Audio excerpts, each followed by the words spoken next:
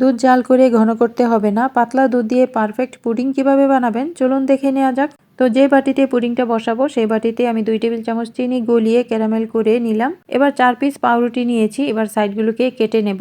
গুলোকে আবার ছোট ছোট করে কেটে নেব। আর পাউরুটির সাইডের শক্ত অংশগুলো এভাবেই রেখে দেবেন বা ফ্রিজে রেখে দেবেন। দেখবেন যে একেবারে শক্ত মচমচে হয়ে গেছে। তারপর গুঁড়া করে নিলেই ব্রেড ক্রাম্ব হয়ে যাবে। তো এবার আমি পাউরুটির পিসগুলোকে বাটারের মধ্যে ভেজে নেব। ডুবো করে ভাজছি না, আমি হালকা শ্যালো ফ্রাই করব।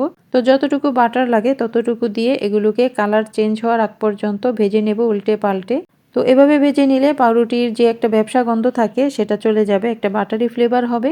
তো 2টা ডিম, আধা কাপ চিনি একসাথে ভালো করে ফেটিয়ে নিতে হবে। যতক্ষণ পর্যন্ত চিনির দানা না গলে ততক্ষণ পর্যন্ত ফেটিয়ে নেব। আর নেব হচ্ছে জাল করা 2 কাপ দুধ একসাথে মিশিয়ে নিয়েছি। তারপর পাউরুটির টুকরোগুলো এর মধ্যে দিয়ে আবারও মিশিয়ে নেব। এবার ক্যারামেল করা বাটিতে এই মিশ্রণটা ঢেলে নিচ্ছি। এবার চুলাতে আমি এটাকে ভাপে সেদ্ধ করে নেব। তো চুলায় গরম পানির হাঁড়ির উপর একটা স্ট্যান্ড দিয়ে বাটিটা বসিয়ে দেবেন। যদি স্ট্যান্ডের উপরে দেন তাহলে আর পুডিংয়ের তলায় ডেবে যাবে না। অনেক সময় দেখবেন যে পুডিংয়ের তলাটা একটু ডেবে থাকে, তো স্ট্যান্ডের উপরে দিলে সেটা আর হয় না।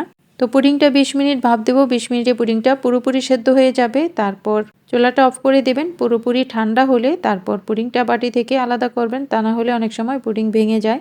আর দেখুন পুডিংটা কত সুন্দরভাবে জমেছে। একেবারে পাতলা দুধ দিয়ে এটা বানানো, এটা কিন্তু দেখেই বোঝা যাচ্ছে পাতলা দুধ। একেবারে সফট হয়েছে, থকথক করছে। আর ব্রেড দেওয়ার কারণে খুব সুন্দরভাবে এটা জমে যাবে। আর এখানে যে ব্রেড দিয়েছেন সেটা বোঝার কোনো উপায় নাই, মনে হবে যেন কেক পুডিং। তো ভালো থাকুন, এরকম সহজ সহজ রেসিপি পেতে সাথেই থাকুন। আল্লাহ হাফেজ।